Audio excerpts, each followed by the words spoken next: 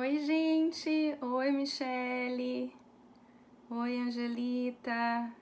Elane, Caroline, Áurea, Ritinha! Oi, gente! Boa tarde! Oi, Steph! Beijos! Eu advogo assim. Olá! Sejam todos bem-vindos nessa tarde de sábado, em que certamente vocês poderiam estar dormindo, mas vocês estão aonde? Vocês estão aqui conversando comigo. Parabéns! Olha, eu acho que embora dormir seja muito bom, eu acho que pode ser bastante interessante, pelo menos divertida a nossa conversa de hoje, tá bom? Olá, Dr. Lucas, Tatiana, minha filha. Filha, você não pode aparecer no Instagram, não. Você é criança. Sai daí. Eu fiz um Instagram privado pra minha filha. E aí ela tá com o celularzinho dela agora, porque hoje ela pode. É o dia e o horário que ela pode. Mas então, vamos esperar mais um pouquinho pro pessoal chegar. Oi, Welton. Tudo bem? Olha o que eu tô fazendo. A aguinha aqui. Vocês viram, né? Que tem a tabelinha para beber água. Já recebi uns directs de um pessoal que eu sei que, assim como eu era, não é muito chegado na água. E tem que, gente, não tem como, tá? Inclusive pra voz, tá? Para hidratar as cordas vocais, a água é super essencial. Nesse tempo quente, qualquer época do ano, a hidratação das cordas vocais, para quem usa muito as cordas vocais, a gente que nós somos profissionais, na maioria das vezes, a maioria do meu público é profissional da área jurídica, né? Eu sei que tem muitos que não são. Mas de qualquer forma, gente, a água é bom para tudo, tá? Para hidratar as cordas vocais, né? Para a saúde de um modo geral. Carta jurídica, olá. Cida Coutinho, Armando. Gente, obrigada, tá? Obrigada por me fazerem companhia hoje, agora no sábado à tarde. Mas vamos lá. Vocês com certeza estão aqui, no mínimo, por curiosidade, em saber como foi o meu processo inicial, né? Na advocacia autônoma. Oi, carta jurídica, musa. Imagina, gente, sou musa não. Vocês que são os lindos.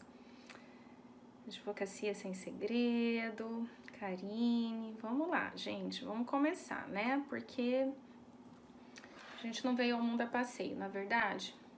Mas, de antemão, boa tarde para todo mundo. Agradeço todo mundo que está aqui presente, tá? Vou sim salvar o vídeo. Eu sei que vocês já querem de pronto saber isso aí. Vou salvar o vídeo, vou tentar postar no YouTube, tá? Para ficar à disposição quem não puder vir, ou quem não pôde vir, ou quem não puder acompanhar até o fim, tá bom? Mas vamos lá. Gente, vocês sabem, ou não, né? Quem não souber vai saber agora, que esse ano eu completarei 15 anos de advocacia, né? 15 anos de advocacia e também de graduação, porque eu já ingressei na ordem já no meu tempo. Eu digo que hoje tá muito legal, tá, gente? Porque hoje em dia eu percebo que existem as chances, né? No mesmo exame, se isso não existir mais, me corrijam, por favor. Mas até onde eu sei, se você não passar em alguma das fases, você pode aproveitar aquela que você passou e tentar mais uma vez, não é isso? Na minha época, infelizmente, nós não tínhamos ainda essa possibilidade e as seccionais eram responsáveis pelo exame de cada estado, tá? E aí, quando eu me formei em 2004, também não havia possibilidade de nós fazermos só a Stephanie já tá me corrigindo, só na segunda fase. Aproveito uma vez. Ok, tá bom, gente. Obrigada, Stephanie. Enfim, tem essa possibilidade, no meu tempo não tinha. Então, nós fazíamos, passou, não passou, tinha que fazer tudo de novo. e também não poderíamos antecipar essa prova, esse exame da ordem antes da graduação final, né? Nós necessariamente teríamos que alguém tá pedindo aqui uma solicitação para participar ao vivo, eu não sei como funciona isso, gente.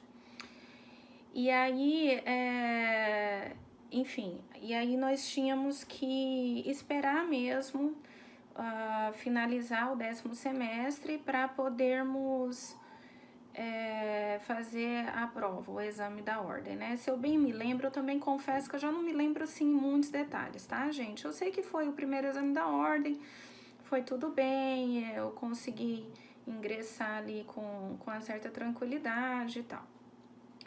E nessa época, eu trabalhava, eu já fazia estágio, eu fiz 3 estágios em escritório de... Na verdade, eu fiz 4 estágios jurídicos, tá?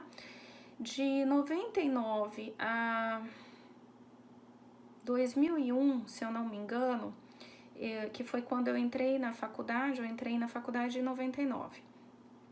E era uma época que estava a transição da CLT, tá? Eu passei por uma transição de CLT e no meio do curso eu fiz a transição do Código Civil, tá? Então vejam que eu peguei 2 transições que é muito parecido com quem se graduou há coisa de 1 a 2 anos, que também pegou reforma trabalhista e CPC de 2015, né?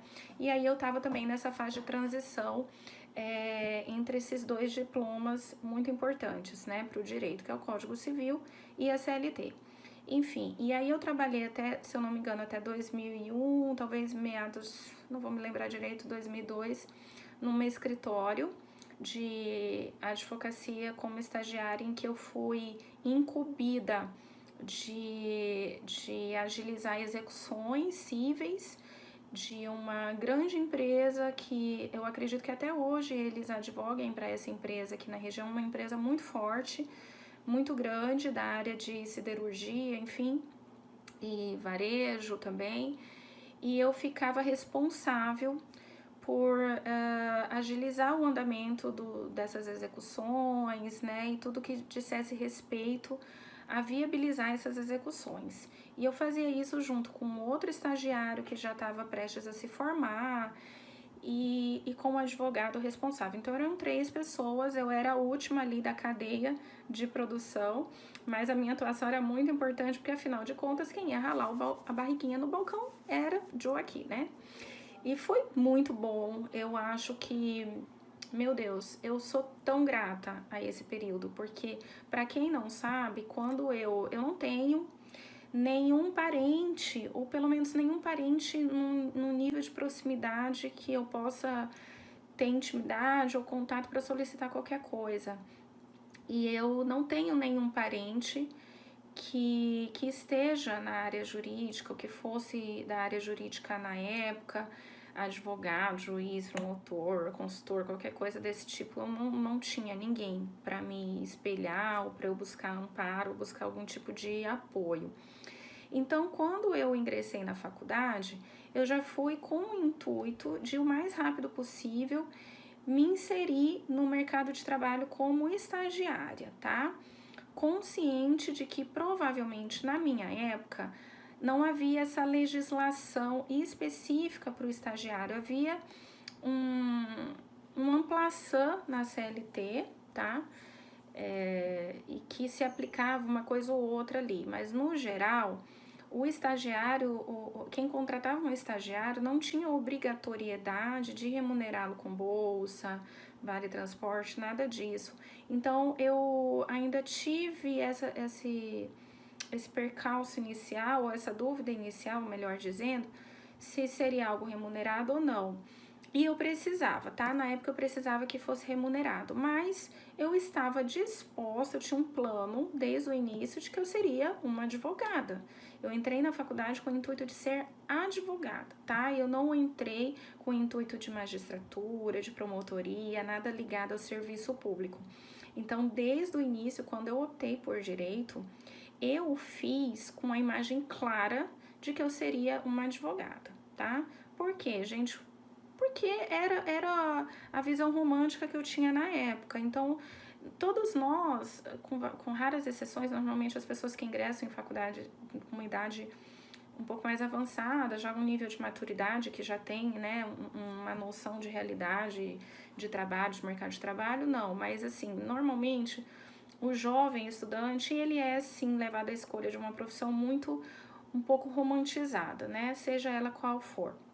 E eu tinha uma imagem bastante romantizada da advocacia, mas, enfim, eu me vi como advogada desde o início e eu tracei um plano de que eu precisava trabalhar num escritório de advocacia, portanto, né? E a qualquer custo. Então, fosse remunerado, não fosse remunerado, se fosse remunerado, melhor ainda, né? Porque na época realmente havia um nível de necessidade, digamos assim, não era uma necessidade de sobrevivência, ligada à sobrevivência nem nada, mas era até para manter a minha faculdade, porque eu fiz faculdade particular, tá? E na época, enfim, eu não tive muito apoio financeiro nesse sentido e também não existia essas bolsas públicas, nada disso, tá, gente? Então era tudo no peito, né? Como se diz. E aí eu saí distribuindo currículos e tal, e encontrei um escritório, que é justamente esse que eu fiquei até 2001, que não estava contratando estagiário. Eles tinham inclusive um processo seletivo para contratação de estagiários na época, e eles tinham uma cultura inclusive de federal, e eu era de faculdade particular, né? Então eu não estaria dentro dos parâmetros curriculares daquele escritório. E eles tinham uma vaga para recepcionista, não era secretária, era recepcionista mesmo, aquela pessoa que só atende telefone, anota recados e tal.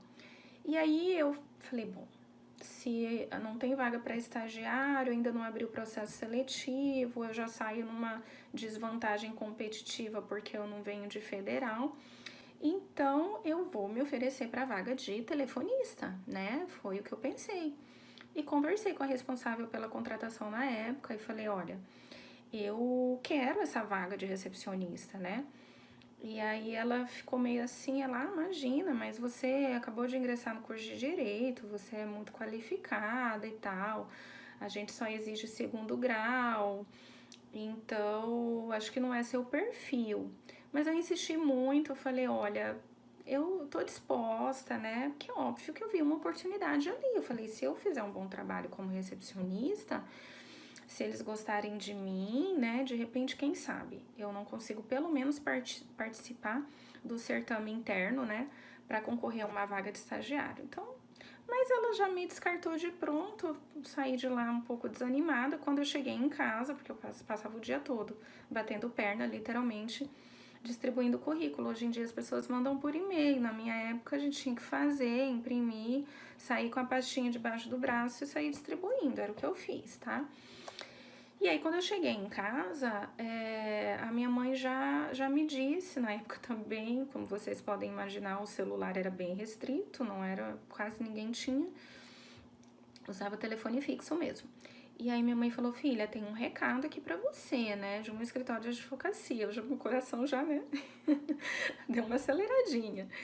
Mas eu não tinha ideia, eu não pensei que fosse esse escritório. E aí era essa moça, e ela me disse, Lisiane, você tem certeza que você quer pegar essa vaga de telefonista? Eu falei, mas claro, gente, eu ainda ia ganhar um salário. Imagina, ganhar um salário mínimo, carteira assinada, olha que coisa linda, gente. E aí eu falei, quero. Ela falou, quando você pode começar? Eu falei, agora, se você quiser eu vou agora. E aí no dia seguinte eu fui. E então, dali eu fiquei pouquíssimos meses, porque logo vagou uma vaga de estagiário, e o Dr. Geraldo, que era o dono do escritório, que era o chefe na época, ele falou, não vou fazer concurso nenhum, não. Põe Elisiane, que a menina dá conta. E eu fiquei feliz da vida. Teve lá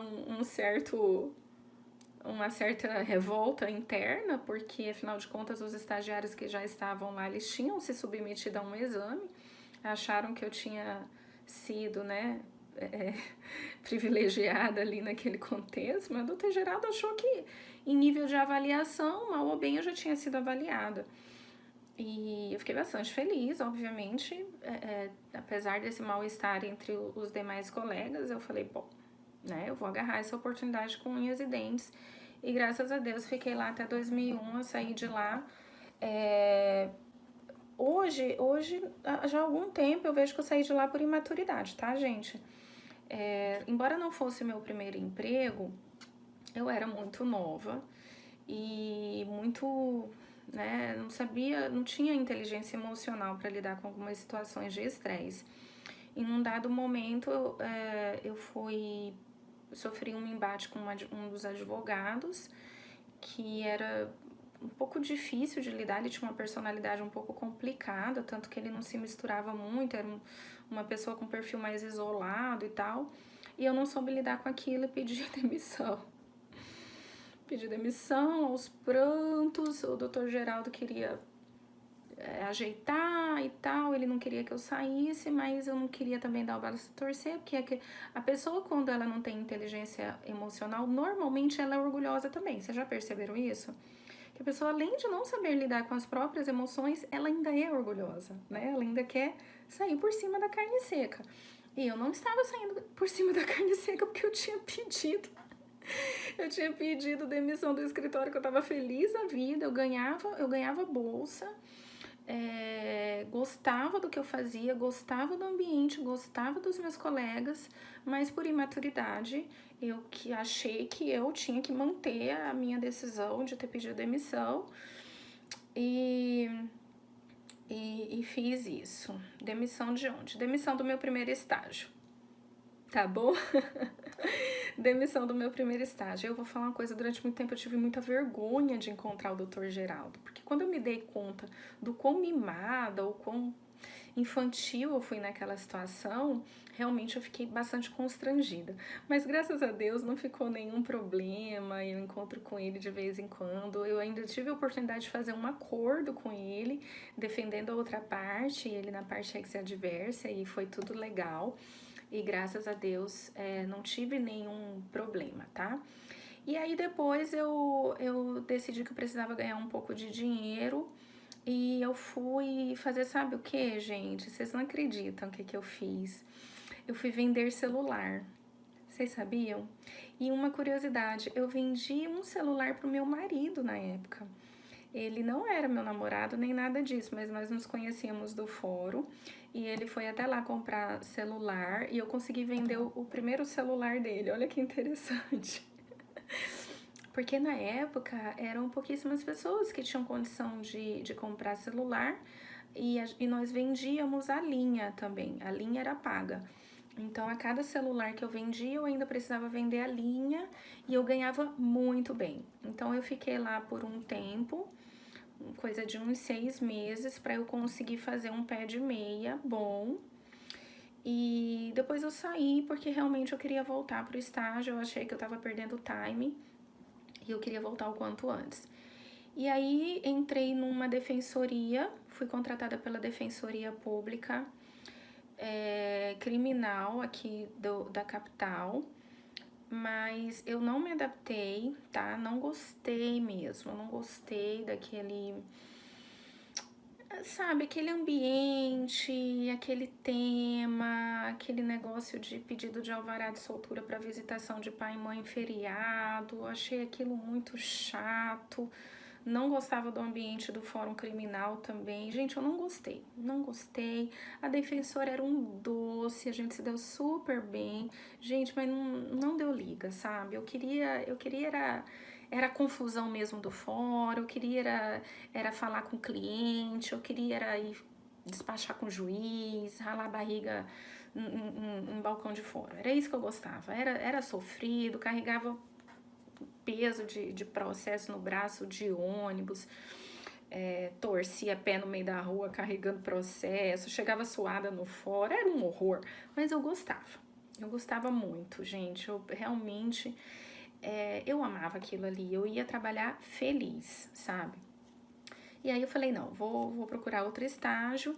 E aí uma amiga minha tava trabalhando num escritório e tal, ela gostou muito, ela falou, Lise, suada no fora, Steph, nossa senhora, cansei de de enxugar suor antes de entrar e correr pro banheiro e, sabe, dar uma...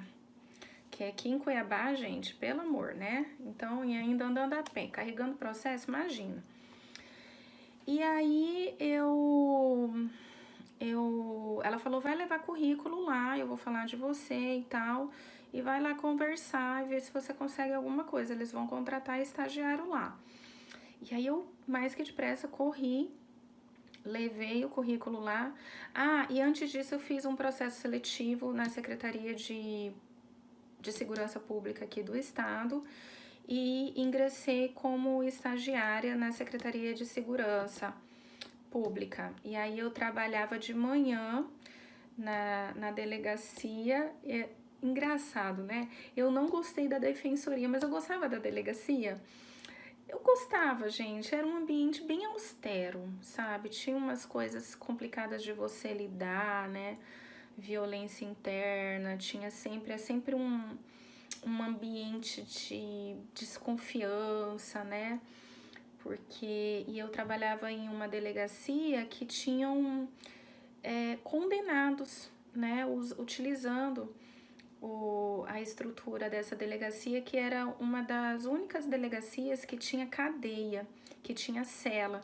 Tinha um espaço bastante grande de cela, então tinham bastante condenados que já estavam cumprindo pena dentro dessa delegacia. Então tinha muita desconfiança, assim, no sentido de que, olha, toma cuidado, de vez em quando pode acontecer uma rebelião. Já contei isso aqui, né? Uma vez teve um risco de rebelião, e aí eles ficavam tirando onda de mim, da outra estagiária, que nós íamos ser as primeiras a serem feitas de refém. Então tinha esse tipo de coisa, mas eu gostava da delegacia. E aí eu trabalhava de manhã na delegacia, e nesse período foi bem legal, porque eu consegui uma bolsa integral. Então eu não tinha mais, assim, digamos, preocupação, né, com a minha faculdade, financeiramente falando, durante esse período. Mas mesmo assim, eu fui atrás de um escritório, e aí eu levei currículo lá e me ofereci para trabalhar meio período, ganhando meia bolsa, e eles toparam. E lá eu fiquei até me formar. E também foi um lugar que eu sou muito grata. Eu trabalhei com um advogado que até hoje também tem um escritório aqui bastante atuante. Até fiz aqui uns stories recentemente dizendo, né, que na época tinha muita expertise, muita prática em falência, que na época nós chamávamos falência e concordata.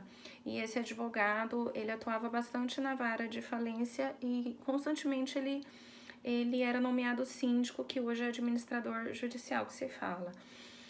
E eu adquiri bastante experiência nesse período. Ele é alguém que confiava bastante as atribuições a nós, estagiários da época. Então, ele me deu bastante oportunidade de aprendizado. Então, foi a primeira vez que eu me deparei, por exemplo, com um recurso especial, um recurso extraordinário, agravo de instrumento para destrancar recurso especial. Então, coisas bastante complexas para mim na época, que estava na metade do curso, no 5º semestre, e que ele me confiou. Então, eu fui muito acolhida também pelos estagiários mais velhos. Inclusive, essa minha amiga que também era estagiária e estava se formando na época, os outros profissionais. E eu me dedicava muito também, então eu levava processo para casa, trabalhava de madrugada, estudava com afinco aquilo. Então, essa parte processual, eu consegui absorver muito conhecimento sólido durante a minha faculdade, tá?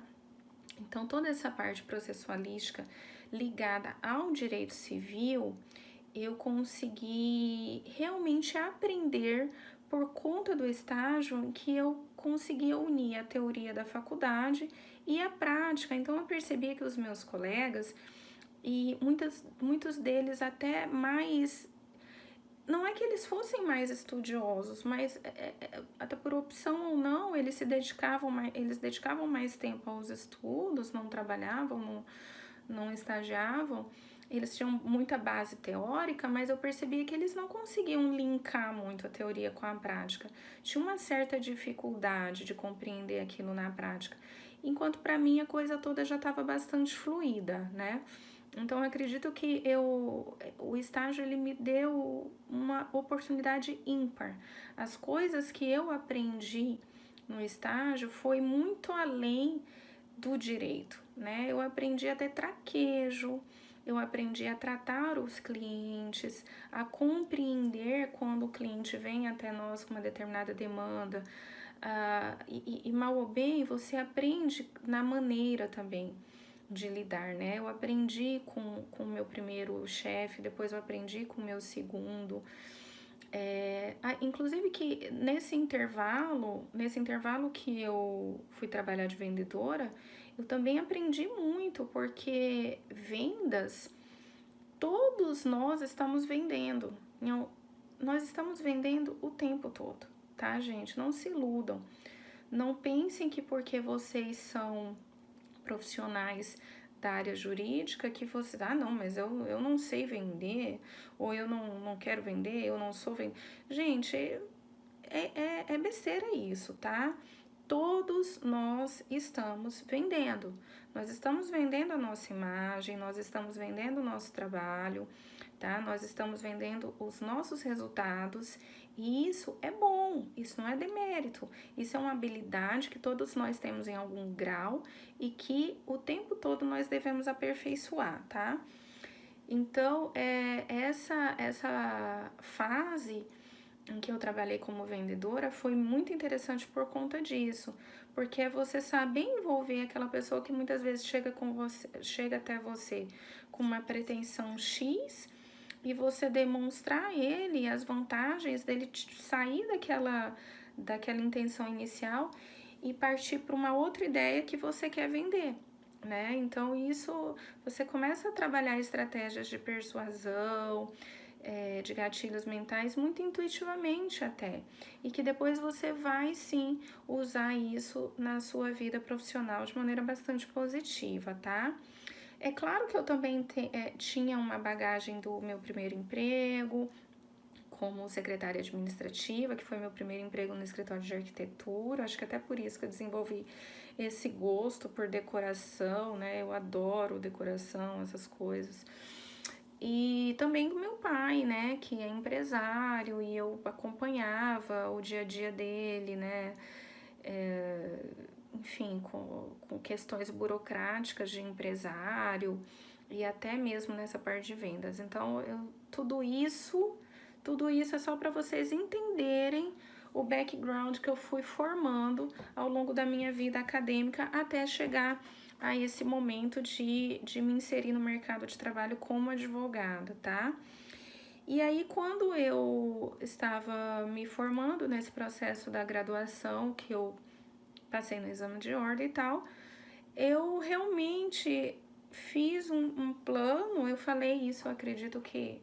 Eu não sei se no ciclo de lives que tá no YouTube é uma história recorrente, mas é porque foi um start ali, tá? Então, é difícil eu falar do meu início da advocacia sem falar desse período específico que foi da minha graduação. Então, de fato, eu tinha feito, não digo um planejamento, eu não diria que foi um planejamento, mas eu tinha uma pretensão, um objetivo de que ao me formar, eu ia ser contratada como advogada nesse escritório e tudo estava caminhando de fato para aquilo, todos os sinais eram nesse sentido. E o que aconteceu é que eu acabei desenvolvendo uma situação bastante particular com a esposa do sócio, né? Eu vi que ela tinha uma relação bastante particular comigo, assim, uma opinião muito própria sobre mim, e eu fui levando essa situação durante o meu estágio e fui administrando isso, mas naquele momento eu realmente senti que, infelizmente, eu precisava romper com aquilo, né? Tava realmente me fazendo muito mal, já me trazendo efeitos físicos, inclusive, né? E E num rompante eu resolvi pedir demissão, né? E aí foi um momento bastante complicado, porque era uma sensação de dualidade. Então, ao mesmo tempo que eu senti uma certa libertação daquela situação que me oprimia, né, psicologicamente, eu, ao mesmo tempo, estava me inserindo no mercado de trabalho numa situação que eu não estava contando, né, E então, assim, eu tive que partir para o plano B, literalmente. Mas eu pensava o seguinte, gente, eu falava, bom, profissional eu já sou, habilitada eu já sou. Então, morrer de fome, não, né? Naquele momento, óbvio que morrer de fome eu vou falar aqui de uma maneira bastante exagerada até, né? Eu ainda morava com os meus pais e tal, eu tinha ali um suporte mínimo, obviamente, né? Moradia, alimentação, essas coisas eu tinha. Mas eu já estava me vendo como uma adulta inserida no mercado de trabalho. Então, as minhas perspectivas eram bastante altas enquanto profissional recém-formado. Eu acredito que para a maioria das pessoas sejam assim. E se não for, gente, eu aconselho a ser, tá?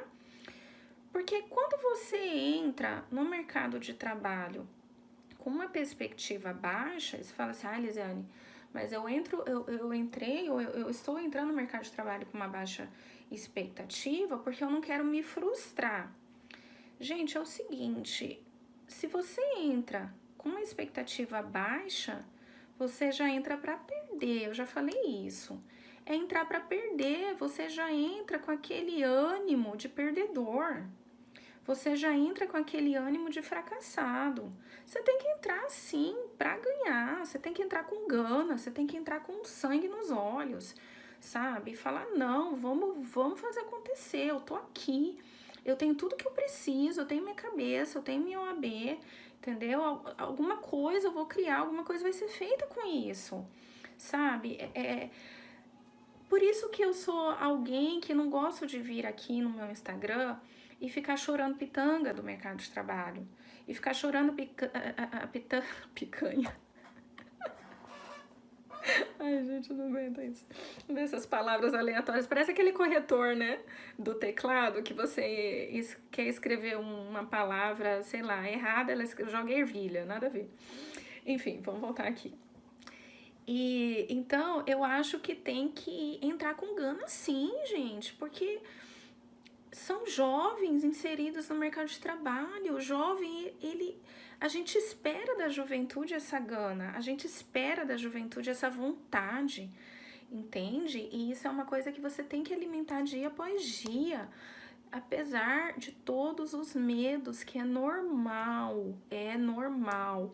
Tudo que é novo, tudo que depende do nosso empenho, tudo que não é entregue de bandeja a gente, é natural que a gente sinta medo, é natural que a gente sinta receio, é natural que nós estejamos inseguros nessa fase. Se a gente inicia um relacionamento, se a gente resolve casar, constituir uma família, que segurança nós temos de que o futuro com aquela pessoa que nós supomos ter sido a melhor escolha, de fato vai trazer os resultados que nós imaginamos, né? Isso traz insegurança. Se a gente... Eu sou mãe, né? Na maternidade, talvez eu nunca tenha sentido tanta insegurança quanto no meu início da maternidade. Então, a todo momento, quando a gente vai desbravar novos caminhos, é normal sentir insegurança, tá? É normal sentir medo. O que a gente não pode é permitir ser tomado por esse medo, ser paralisado por ele. Então, naquele momento em que eu me vi desempregada, recém-formada com a minha OAB, que era a única certeza que eu tinha ali, eu falei, bom, eu vou me apegar à minha coragem, eu vou me apegar à minha vontade de crescer, de fazer diferente, e eu sei que tudo vai dar certo. Gente, eu não sabia aonde ir, tá? Que fique bem claro. Tipo, peguei minhas coisas do escritório, saí, eu só sabia o caminho de casa. só isso, tá? Mas eu tinha uma certeza no meu coração que, primeiro, eu não ia morrer. Segundo, eu não ia passar fome. Terceiro, eu era capaz. Vocês entendem isso que eu tô falando? Vocês percebem isso? Então, era aquilo que eu me agarrei, foi aquilo que eu me agarrei naquele momento. Passada a emoção inicial, porque eu falei, bom, aproveitei para tirar uma mini férias, né? Porque eu não tinha tido férias, estava bem exausta, né? Aquele período de finalização do curso, monografia, OAB, demissão. Então, eu realmente estava bastante exaurida naquele momento. Tirei ali uns 15 dias para só pensar em mim. E isso é importante, tá, gente? Pra gente oxigenar o cérebro e realmente deixar as ideias se assentarem para poder, a partir dali, começar a criar um plano. E aí, passado esse período... Gente, oi, Stefan, que chique! E aí, tudo bem? Ai, que chique, gente, direto de Paris. Cadê a Raísse? Manda ela me assistir aqui também. Ai, que legal! Esse ano eu vou para Paris aí ver vocês de novo, tá bom? Então, gente, mas voltando. Aí eu falei, bom, comecei a traçar os meus planos, né? E aí a primeira providência que eu fiz foi de quê, gente? Network, né? Network. Então, comunicar às pessoas que eu tinha rede de relacionamento da minha situação, né? E como se diz, que eu tava ali no jogo, que eu tava disponível, né? Porque quando a gente vai em busca de alguma coisa, não é necessariamente a gente pedir, tá, gente? Não é só pedir, não é, você não tem alguma coisa aí pra eu fazer, você não quer... Não é esse o espírito do network. Primeiro você tem que se mostrar um profissional disponível, um profissional capacitado, mostrar suas habilidades, né? E dizer que você pode ser útil àquela pessoa, né? Demonstrar a sua utilidade. As pessoas, elas erram no networking quando elas querem pedir, né? Pedir, eu preciso e você pode me ajudar, me ajude. Não é assim que se faz um networking. O network de qualidade primeiro você se aproximar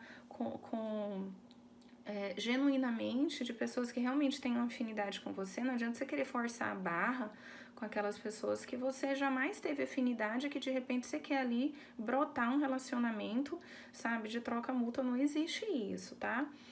Isso é você ser inconveniente. O pior tiro no pé da pessoa que quer fazer um network é ela ser inconveniente, tá? Não façam isso. Tenham um desconfiômetro, tá? E aí eu fui atrás da minha rede de contatos, me mostrando disponível, demonstrando as minhas habilidades e me colocando como alguém útil a essas pessoas. Então eu fui atrás dos meus amigos que já estavam ali atuando como advogados, fui conversar com meu ex-patrão, né, nesse momento, e aí você precisa ter humildade, né, você precisa ter humildade. Então, ele também não queria que, em nenhum dos dois estágios, os meus chefes queriam que eu saísse. Todos os dois, eles tentaram me persuadir de tudo quanto foi modo pra eu ficar. Mas, assim, eu sou uma pessoa que eu sou um pouco... eu tenho uma decisão só. Não é que eu acho que eu não possa me arrepender ou que eu não devo me arrepender, eu tenho algum problema de voltar atrás. Eu não tenho problema nenhum em voltar atrás. Mas quando eu decido, normalmente eu já tô muito... Aquilo já tá bastante maturado na minha mente. Então, eu decido e faço, tá? Então, não adianta... É muito difícil... As chances de sucesso, de me persuadirem para que eu volte atrás, são muito remotas. Então, ele tentou me convencer e eu expliquei a ele os motivos de que eu não ia continuar no escritório. E aí nós chegamos a um acordo, como ele também precisava de mim, mal ou bem eu deixei a equipe desfalcada, né, naquele momento. Eu me responsabilizei a cumprir com toda a agenda de prazos que estavam sob minha responsabilidade até aquele momento. Então eu continuei trabalhando em casa, né, cumprindo. Eu só não ia lá pro escritório, mas eu mandava tudo para ele e tal, e ele ficava tranquilo até ele conseguir. Indiquei um amigo meu na época que ficou no meu lugar, ele contratou e aí normalizou tudo lá por escritório. Então não deixei eles na mão. Eu sempre achei um absurdo essa postura de deixar o lugar que você tá assim, né? Porque tem toda uma dinâmica, tem toda uma ordem, uma organização, e de repente quando uma peça sai, gente, aquilo dá um trabalho, desmorona, sabe? Desestabiliza tudo. Eu acho isso muito, muito antiprofissional, injusto mesmo. Então eu me responsabilizei a arcar com todos os meus deveres até que o meu então patrão conseguisse realocar uma pessoa no meu lugar, tá? E, inclusive fiquei à disposição para treinar essa pessoa remotamente, sempre que precisasse, né? Então eu me coloquei à disposição dele nesse sentido. E por outro lado, eu já tratei de fazer um acordo ali com ele, né? Olha, doutora, não vou falar o nome dele aqui, mas enfim, olha, vamos, que você precisar de mim, aquelas causas que você não tiver tempo, não tiver interesse de tocar, mas que você quer manter, pode passar para mim, vamos fazer e tal, não sei o que. E não demorou muito, ele já começou a me passar ações em parceria. Detalhe que durante o estágio eu já desenvolvia parcerias, tá, gente? Então eu já tinha as minhas próprias demandas com os meus parceiros.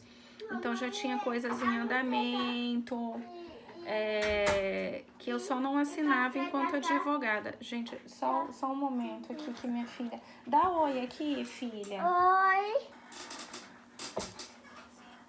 Manda beijo. Fez.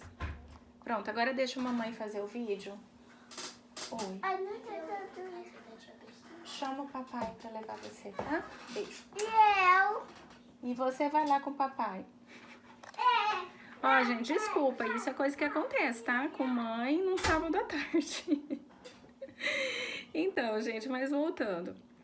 Aí eu já tinha, então, algumas causas em andamento. Eu não tava ali também sem nenhum trabalho em vista, nem nada, não.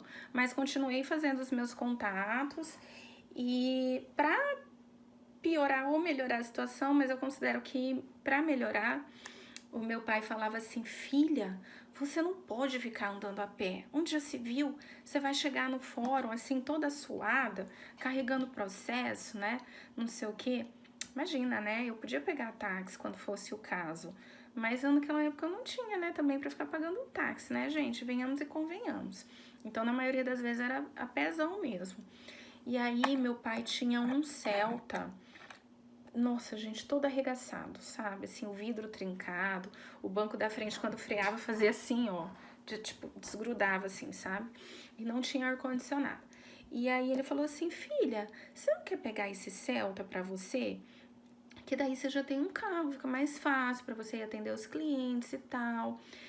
E aí, só que assim, filha, ele tá financiado, tá? 100% financiado. E aí? Ou seja, uma dívida, né? Aí eu falei, tá bom, beleza, né? Porque te amo também, filha. E aí eu falei, tá, pai, tudo bem, né? Imagina, gente, se eu ia dizer que eu ia ficar com medo de assumir o financiamento. Lógico que não, claro que não, dá aqui, que eu dou conta. Facinho, imagina. Aí, gente, mas fiquei tão feliz com aquilo. E claro, ganhei uma dívida, né? Gente, mas eu vou falar uma coisa pra vocês. Impressionante. Em coisa de 2 meses, eu já tinha ganho 10 mil reais. 10 mil reais com uma única causa que esse meu ex-chefe me passou. E eu consegui resolver, olha só, gente, era uma causa de um senhor bastante humilde.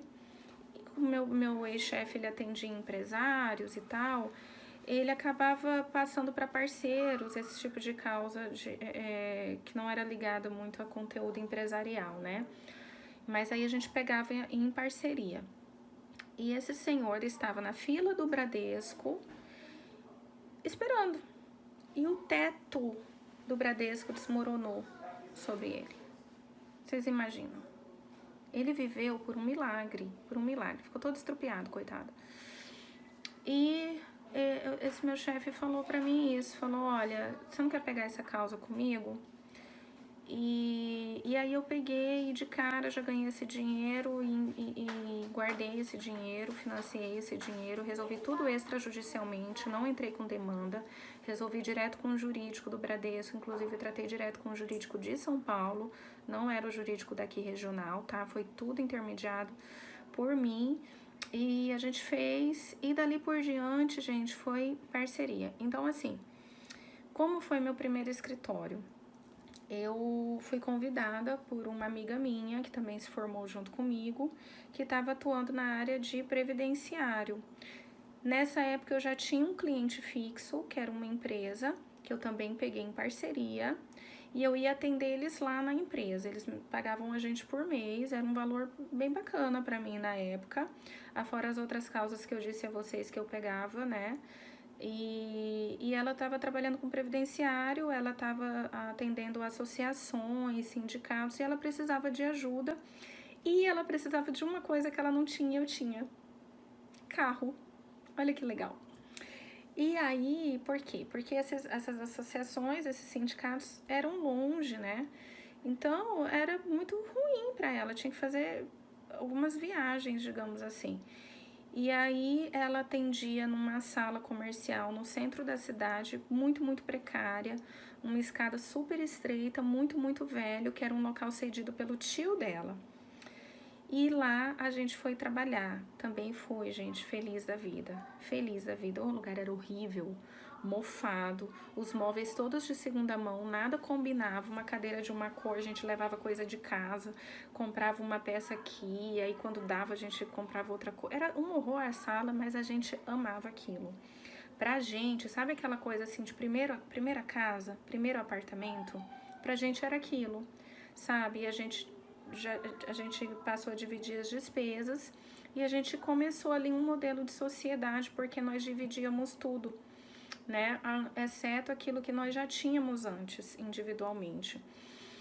Então, o meu primeiro escritório, gente, foi literalmente algo que eu só pude ter a partir de uma base de network, não foi nada planejado, tá?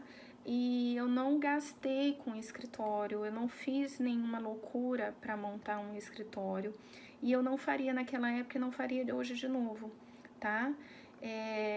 Desse período até eu ir para uma sala comercial recém-inaugurada no ponto mais nobre comercial da minha cidade, foram 2 anos, tá? Com essas mesmas amigas. Então, de lá, em coisa de 6 meses, nós fizemos um upgrade para uma sala comercial bem melhor estruturalmente, já mobiliada, mas não era um ponto jurídico, para o nosso ramo não era um ponto muito atraente, mas é o que hoje talvez seria alguma coisa, um misto de cowork, um cowork híbrido. Então, nós tínhamos estrutura de secretária, de estacionamento, recepção, a sala já mobiliada, mas nós pagávamos aluguel para aquele espaço, né, que só nós usaríamos. E depois, coisa de mais, não sei se chegou a 1 ano, nós sentimos que já era o momento de seguirmos um passo além e irmos para um local mais sofisticado, com uma estrutura mais, digamos que mais a cara, né, da nossa atividade. E ali nós fizemos o nosso primeiro investimento mais pesado, mobiliando, reformando, né, assumindo um compromisso contratual mais sério, mais importante. E eu posso dizer que a gente foi progredindo com bastante tranquilidade, sempre atuando, eu continuava ali atuando com a minha parte empresarial e a parte previdenciária com as minhas outras duas parceiras, né? E até o momento que a parte empresarial começou a tomar mais corpo para mim, me tomar mais tempo e ficar mais importante economicamente.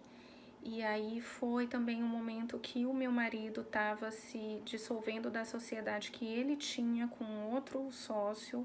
Ele tinha um escritório à parte, nós não trabalhávamos juntos, ele tinha um escritório dele e eu tinha o meu.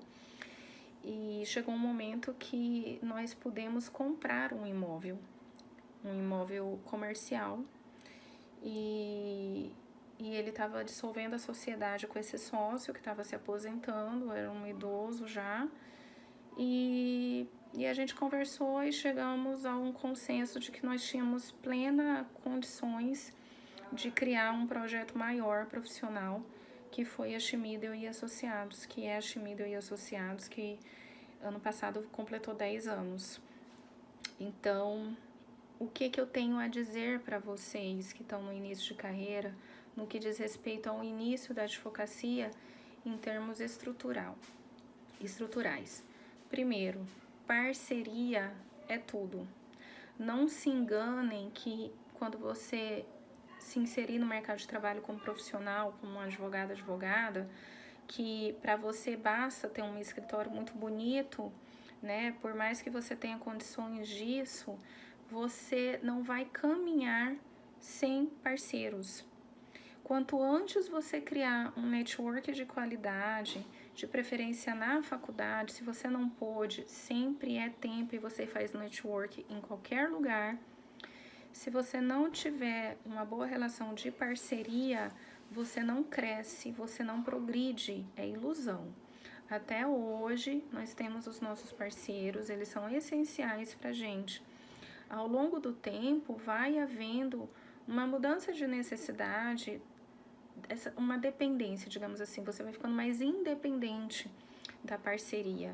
Mas a parceria na nossa atividade é de extrema importância. Então, eu jamais vou vir aqui dizer para vocês o seguinte: gente, vai lá, vocês têm não sei o que, monta o escritório de vocês, isso não funciona, tá? Se vocês puderem iniciar a advocacia de vocês num escritório estruturado, melhor ainda, tá? Vocês vão ter ali uma renda fixa garantida, vocês vão ter estrutura, vocês vão ter condições de aprendizado, de criar know-how, tá? Agora, se a ideia de vocês é fazer o próprio nome, de caminhar com as próprias pernas num futuro como profissional liberal, iniciar a atividade na advocacia como associado ou como contratado num escritório, ele é muito bom se você tiver claramente esse objetivo e se você utilizar de estratégias para aproveitar da melhor maneira possível esse período. Caso contrário, você vai sempre ser um mero subalterno, alguém que não vai ter muito potencial de crescimento, a tendência é você se acomodar e não evoluir muito como profissional dentro de, eventualmente, um objetivo, uma ambição que você tenha. Agora, se a sua ambição é realmente ter o seu salário fixo, é você ter um mensal, você ter essa tranquilidade de contas pagas, digamos assim, aí realmente esse é o caminho na advocacia, tá? É você conseguir um contrato, você ser contratado, ser um associado, você trabalhar num departamento jurídico, enfim, essas opções. Outra coisa que eu digo da importância da parceria é que eu vou repetir, o network, a parceria, ela é uma troca. Ela é uma troca. Se você sente que numa relação de parceria você está dando mais do que recebendo, ela não é uma parceria, tá? Ela não é uma parceria, esqueça. Parceria é ganha-ganha. Lembra que eu falei aqui? Ela me chamou porque, obviamente, ela sabia que eu era competente, tá? Ela me conhecia da faculdade, ela estagiou, ela tinha mais ou menos a mesma trajetória que eu de vida acadêmica, as mesmas necessidades. Ela também foi uma pessoa que tinha dificuldade, ela tinha essa questão de pagar a faculdade, também fez com muita dificuldade, também muito dedicada, muito esforçada. Então nós tínhamos também histórias de vida muito parecidas. Então havia essa identidade, obviamente essa afinidade é importante, né? Mas ela tinha ali um sistema que ela tinha encontrado um nicho, em que inclusive ela tá até hoje inserida, que é de previdenciário. Ela tinha encontrado um nicho que estava rentável, que era progressivo, e ela precisava de gente para dar suporte, mas gente para dar suporte poderia ter sido qualquer um, né? Ela me convidou porque ela sabia da minha competência, ela sabia da minha responsabilidade, que eu era alguém que ela poderia confiar. E eu tinha também alguma coisa de estrutura a oferecer, não era só ela que tinha a estrutura ali do escritório, eu tinha um carro. Então, assim, mal ou bem, cada uma levou alguma coisa, né, de valioso ali, e a gente juntou forças. E principalmente, gente, nesse momento, os acordos, eles devem existir e eles devem ser sobremaneira claros, objetivos. Qual é o papel de cada um dentro dessa parceria?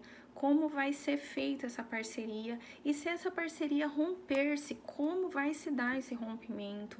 Né? Tudo que é adquirido é um casamento. A única diferença da parceria, da sociedade, é que a parceria é uma união estável e a sociedade é um matrimônio registrado, reconhecido. Mas ambos têm um valor, um peso grande na vida profissional, tá? E se você souber administrar isso bem, fazer acordos claros, com responsabilidade, com honestidade, isso vai para a vida inteira. Quando eu adquiri esse escritório junto com meu marido, eu levei ela comigo. Eu dei essa opção a ela. Eu falei, olha, eu tô nessa condição hoje. Eu sei que é algo que nós não esperávamos, nem eu. Eu achava que eu ia seguir a minha advocacia paralela à advocacia do meu marido, mas de uma maneira independente, ele nas causas dele, eu nas minhas. Mas acabou que coincidiu essa situação e eu coloquei isso para elas e fiz um convite. Demonstrei o porquê daquilo e as convidei e ofereci todo o suporte ali e arquei com a minha responsabilidade dentro das responsabilidades, das obrigações que nós havíamos assumido em conjunto, mantive a minha obrigação até o fim, cumpri com tudo. E aí uma resolveu seguir sozinha e a outra foi comigo e ficou comigo no escritório até se mudar para Brasília. Hoje ela mora em Brasília, ela continua atuando na área previdenciária, que ela se tornou uma referência no tema aqui no estado, a Gisele. E ela continua atendendo no meu escritório, ela vem uma vez por mês, atende os clientes dela daqui de Cuiabá, de Mato Grosso, de todo o Mato Grosso. E hoje ela atua, mas o ponto dela hoje é em Brasília. Então, gente, o que eu digo pra vocês é isso. Primeiro, é sangue nos olhos, é coragem, tá? É determinação, é não esmorecer e não cair nessa de que tudo é difícil. A dificuldade, ela aumenta conforme a sua crença nela. Tudo que você foca, expande. Tudo que a sua mente foca, cresce.